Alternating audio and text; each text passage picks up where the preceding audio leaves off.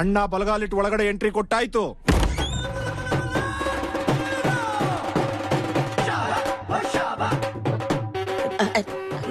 ನಮಸ್ಕಾರ. ನಮಸ್ತೆ. ದನಿಗಳಿಗೆ ದಣಿವಾರುವಷ್ಟು ನಮಸ್ಕಾರ.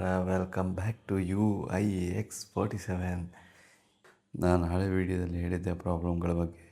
ಹಾಗಾಗಿ ಬ್ಯಾಕ್ ಎಂಡ್ ಅವರು, ಸರ್ ನೀವು ಗಾಡಿ ಒಂದಿನ ಶೋರೂಮಲ್ಲಿ ಇಡಿ, ನಾವು ಪ್ರಾಬ್ಲಮನ್ನೆಲ್ಲ ಸಾಲ್ವ್ ಮಾಡಿಕೊಡ್ತೀವಿ ಅಂತ ಹೇಳಿದರು.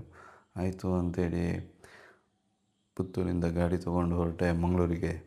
ನಂತೂರು ಸಿಗ್ನಲಲ್ಲಿ ಏನೋ ರೆಡ್ ಸಿಂಬಲ್ ಬರ್ತಾಯಿತ್ತು. ನೋಡೋಣ ಅಂತ ಹೇಳಿದರೆ ಹೀಟ್ ವಾರ್ನಿಂಗ್ ಸಿಂಬಲ್ ಅದು. ಸೊ ಕೂಲ್ ಡೌನ್ ಆಗಲಿ ಅಂತ 1-2 ನಿಮಿಷ ಆಫ್ ಮಾಡಿ ಮತ್ತೆ ತವರು ಮನೆಗೆ ಹೋದೆ. ಆ ಒಂದಿನ ಕಳೆದು ಮಾರನೇ ದಿನ ಹೋಗಿ ವಾಪಸ್ ಗಾಡಿ ತೊಗೊಂಡು ಬರೋಣ, ಎಲ್ಲ ಸರಿಯಾಗಿರ್ಬೋದು. ಕಿರಾಣಿ ಅಂಗಡಿಯಲ್ಲಿ ಚೀಟಿ ಕೊಟ್ಟಂಗೆ ನನ್ನ ಪ್ರಾಬ್ಲಮ್ಗಳ ಬಗ್ಗೆ ಎಲ್ಲ ಹೇಳಿ ಸರಿ ಮಾಡಿರ್ತಾರೆ. ಇವರು ಪಾಪ ಬ್ಯಾಕ್ ಎಂಡ್ ಅವರಿಗೆ ಕಾಲ್ ಮಾಡಿ ಅಲ್ಲಿಂದನೇ ಸಪೋರ್ಟ್ ತೊಗೊಂಡು ಪ್ರಾಬ್ಲಮ್ಸನ್ನೆಲ್ಲ ಸಾಲ್ವ್ ಮಾಡಬೇಕಂತೆ. ಆ ಥರನೇ ಮಾಡಿದ್ದೀವಿ ಅಂತ ಹೇಳಿದರು. ಆಯಿತು ಅಂತೇಳಿ ಸೀದಾ ಬೊಂಡ ಫ್ಯಾಕ್ಟ್ರಿಗೆ ಹೋಗಿ ಅಲ್ಲೊಂದು ಐಸ್ ಕ್ರೀಮು ಪಿಜ್ಜಾ ತಿಂದೆ. ಪಿಜ್ಜಾ ನಂಗೆ ಅಷ್ಟು ಇಷ್ಟ ಆಗಲಿಲ್ಲ, ಬೇಸ್ ಒಳ್ಳೆದಿತ್ತು. ಅದಾದಮೇಲೆ ನೋಡೋಣ ಸರಿ ಇದೆಯಲ್ಲ ಅಂಥೇಳಿ ಒಂದು ಸಲ ಆನ್ ಮಾಡಿದೆ. ರೀಜನ್ ಆಟೋಮೆಟಿಕ್ಕಾಗಿ ಆನಲ್ಲೇ ಇತ್ತು, ಆಫ್ ಆಯಿತು. ಏನೋ ತೊಂದರೆ ಇಲ್ಲ, ನೆಕ್ಸ್ಟ್ ಅದು ಸರಿ ಆಗ್ಬೋದು ಅಂಥೇಳಿ ಸೀದಾ ಪುತ್ತೂರಿಗೆ ಹೊರಟೆ. ಕಲ್ಲಡ್ಕ ಫ್ಲೈಓವರು ಸಾಧಾರಣ 2.1 ಕಿಲೋಮೀಟ್ರ್ ಉದ್ದ ಇದೆ. ಇದು NH75 ಇನ್ನೂ ವರ್ಕಿಂಗ್ ಕಂಪ್ಲೀಟ್ ಆಗಲಿಲ್ಲ. ಸೊ ಯಾರಾದರೂ ನೈಟಲ್ಲಿ ಹೋಗಬೇಕು ಅಂತ ಅಂದ್ಕೊಂಡವರು ಸ್ವಲ್ಪ ಜಾಗ್ರತೆ ಮಾಡಿ. ಯಾಕಂತ ಹೇಳಿದರೆ ಎಲ್ಲಿ ಯಾವಾಗ ಯಾರು ಕೆಲಸ ಮಾಡ್ತಿದ್ದಾರೆ ಅಂತೇಳಿ ಗೊತ್ತಾಗೋದಿಲ್ಲ. ಕೆಲವೊಂದು ಕಡೆಯಲ್ಲಿ ಇಕ್ವಿಪ್ಮೆಂಟ್ಸು ಸಹ ಸೈಡಲ್ಲಿ ಇಟ್ಟಿದ್ದಾರೆ. ನನಗೂ ಫ್ಲೈಓವರಲ್ಲಿ ಹೋಗಬೇಕಾದ್ರೆ ಇದೇ ಥರದ ಅನುಭವ ಆಯಿತು. ಯಾಕಂದರೆ ನನ್ನ ಹೆಡ್ಲೈಟು ತುಂಬ ಒಳ್ಳೆದಿತ್ತು, ಇರುವೆ ಪಾಸಾದರೂ ಕಾಣಿಸುತ್ತೆ ಅಂತ ಅಂದ್ಕೊಂಡೆ. ಬಟ್ ಅದು ನನ್ನ ಭ್ರಮೆ ಅಂತ ಆಮೇಲೆ ಗೊತ್ತಾಯ್ತು. ಯಾಕಂತ ಹೇಳಿದರೆ ನನ್ನ ಹೆಡ್ಲೈಟಿನ ಅರ್ಧ ಅಂಶ ಅಂದರೆ ಸ್ವಲ್ಪ ನನ್ನ ನಂಬರ್ ಪ್ಲೇಟಿಗೆ ಹೋಗುತ್ತೆ ಅಂತ ಹೇಳಿದರೆ ಟಚ್ ಆಗುತ್ತೆ ಅದು. ಸೊ ಅಷ್ಟು ಬ್ರೈಟ್ ಇಲ್ಲ ಕಂಪೇರ್ ಮಾಡಿದರೆ ಬೇರೆ ವೆಹಿಕಲಿಗೆ.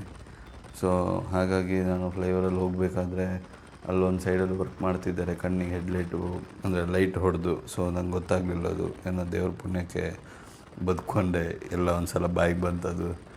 ಅದಾದಮೇಲೆ ಮತ್ತೆ ಸ್ವಲ್ಪ ಕೆಳಗಡೆ ಹೋಗಬೇಕಾದ್ರೂ ಸಹ ಹಾಗೆ ನಿಮ್ಮ ಅಭಿಮಾನಿ ಅಣ್ಣ, ನಿಮ್ಮ ಅಭಿಮಾನಿ ಅಣ್ಣ, ಬೆಳ್ತಂಗಡಿ ನೀರು ಅದೇನೋ ಡಿವೈಡ್ರಲ್ಲೇನೋ ವರ್ಕ್ ಮಾಡ್ತಿದ್ರು. ಸೊ ಅದೆಲ್ಲ ನೋಡಿ ಸ್ವಲ್ಪ ಹೆದರಿಕೆ ಆಯಿತು. ಸೊ ಅದಾದಮೇಲೆ ಬೇರೆ ಯಾರಾದರೂ ಹೋಗೋರಿದ್ದರೂ ಸಹ ಸ್ವಲ್ಪ ಜಾಗ್ರತೆ ಮಾಡಿ. ಯಾಕಂತ ಹೇಳಿದರೆ ಕನ್ಸ್ಟ್ರಕ್ಷನ್ಸ್ ಇನ್ನೂ ಕಂಪ್ಲೀಟ್ ಆಗಲಿಲ್ಲ ಅದರದ್ದು. ನನಗೆ ಮತ್ತೆ ಇದರಲ್ಲಿ ಇನ್ನೊಂದು ಏನಾಯಿತು ಕೇಳಿದರೆ, ಬಲಾಸ್ಟಿಕ್ ಮೋಡಲ್ಲಿ 127 ಕಿಲೋಮೀಟರ್ಸು ತೋರಿಸುತ್ತೆ. ಸೊ ಅದೇ ರೀತಿ ಕಾಂಪ್ಯಾಕ್ಟಲ್ಲಿ 147 ಮತ್ತು ಅದೇ ಗ್ಲೈಡಲ್ಲಿ 180 to 187 183 ಎಲ್ಲ ತೋರಿಸುತ್ತೆ.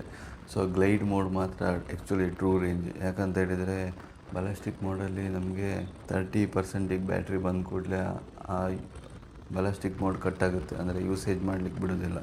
ಸೊ ಕಾಂಪ್ಯಾಕ್ಟ್ ಮೋಡಿಗೆ ಅದು ಸ್ವಿಚ್ ಓವರ್ ಆಗುತ್ತೆ. ಅದೇ ಥರ 29ಇಂದ 19ಗೆ ಆಗಿಕೊಟ್ರೆ ಕಾಂಪ್ಯಾಕ್ಟ್ ಮೋಡು ಕಟ್ಟಾಗುತ್ತೆ, ಖಾಲಿ ಗ್ಲೈಡ್ ಮೋಡು ಮಾತ್ರ ಯೂಸ್ ಮಾಡಲಿಕ್ಕೆ ಬಿಡುತ್ತೆ.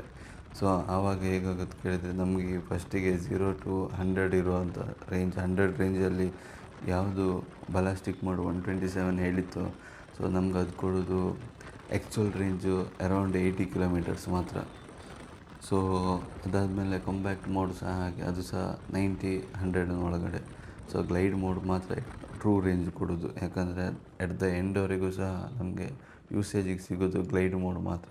ಅದು ಸಹ ಎಫಿಷಿಯನ್ಸಿನ ಮೀಟ್ ಮಾಡಬೇಕು. ಕಿಲೋವ್ಯಾಟು ಪರ್ ಕಿಲೋಮೀಟ್ರನ್ನ ಸಹ ಕಂಟ್ರೋಲಲ್ಲಿ ಇಟ್ಕೊಂಡಿರಬೇಕು.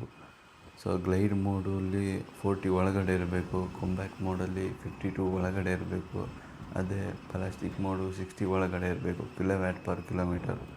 ಸೊ ಆ ಥರ ಎಫಿಷಿಯನ್ಸಿ ಸಹ ಮೇಂಟೈನ್ ಮಾಡ್ತಾಯಿದ್ದರೆ ಅವ್ರು ಹೇಳಿದಷ್ಟು ರೇಂಜ್ ಏನೋ ಸ್ವಲ್ಪ ಸಿಗ್ಬೋದೇನೋ. ನನಗೆ ಸಿಕ್ಕಿದೆ ಅಂತ ಹೇಳ್ತಾ ಇಲ್ಲ, ಬಟ್ ಅವ್ರ ಪ್ರಕಾರ ಏನೋ ಅಂತೇಳಿ ಹೇಳ್ತಾ ಇರೋದು ನಾನು. ಸೊ ಅದಕ್ಕೋಸ್ಕರ ತೊಗೊಳ್ಳೋ ಮುಂಚೆ ತುಂಬ ಯೋಚನೆ ಮಾಡಿ ತೊಗೊಳ್ಳಿ. ಸೊ ನೋಡೋಕ್ಕೆ ಲುಕ್ ಒಳ್ಳೆದಿದೆ, ಚೆನ್ನಾಗಿದೆ, ಏನೋ ಹೈಪಲ್ಲಿದ್ದಾರೆ, ನೆಕ್ಸ್ಟ್ ಏನೋ ಸ್ಕೂಟ್ರ್ ಬಿಡ್ತಿದ್ದಾರೆ, ಅದು ಇದು ಅಂತೇಳಿ ಹೇಳಬೇಡಿ. ಯೂಸರ್ ರಿವ್ಯೂ ತೊಗೊಳ್ಳಿ, ನಿಮಗೆ ಆಗ್ಬೋದು ಸಮಸ್ಯೆಗಳು ಒಟ್ಟಿಗೆ ಬದುಕನ್ನು ನಡೆಸ್ಕೊಂಡು ಹೋಗ್ಬೋದು. ನನಗೆ ಮಾತ್ರ ಬಂದಿರೋ ಸಮಸ್ಯೆನ ಅಥವಾ ಎಲ್ರಿಗೂ ಸಮಸ್ಯೆ ಇದೆಯಾ ಅನ್ನೋ ಗೊತ್ತಿಲ್ಲ. ನಮ್ಮ ದನಿಗಳೊಬ್ಬರು ಮೆಸೇಜ್ ಮಾಡಿದರು, ಕಮೆಂಟ್ ಮಾಡಿದರು, ಬೆಂಗಳೂರಲ್ಲಿರೋರಿಗೆ ಯಾರು ಈ ಥರ ಆಗ್ತಾಯಿಲ್ಲ, ಬಟ್ ನಿಮ್ಗೆ ಮಾತ್ರ ಆಗ್ತಿರ್ಬೋದೇನೋ ಅಂತೇಳಿ. ಬಟ್ ಅದು ನನಗೆ ಗೊತ್ತಿಲ್ಲ. ನಾನೀಗ ಶೋರೂಮ್ ಅವರಿಗೂ ಸಹ ಕೇಳಿದಾಗ ಅವ್ರು ಹೇಳಿದರು, ನಾವು ಸಹ ಬೆಂಗಳೂರಿಂದನೇ ಅಸಿಸ್ಟ್ ತೊಗೊಳ್ತೀವಿ, ಯಾಕಂತ ಹೇಳಿದ್ರೆ ಹೆಡ್ ಆಫೀಸ್ ಇರೋದು ಬೆಂಗಳೂರಲ್ಲಿ.